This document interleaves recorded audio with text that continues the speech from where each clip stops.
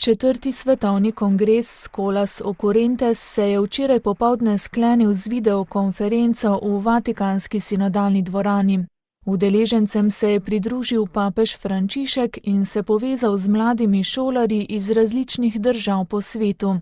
Mednarodna mreža šol Scholas Occurrentes je nastala v Buenos Airesu na pobudo takratnega nadškofa Bergoglja, danes pa preko športa, umetnosti, znanosti in tehnologije povezuje 400 000 šol na vseh 5 celinah.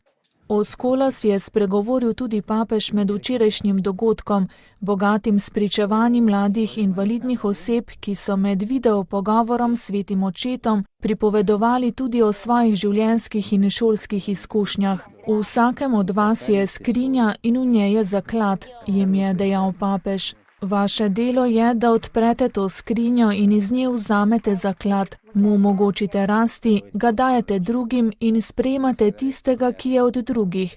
Vsak med vami ima v sebi zaklad. Če ga pustimo zaprtega, bo ostal skrit. Če pa ga bomo delili z drugimi, se bo pomnožil skupaj z zakladi, ki prihajajo od drugih.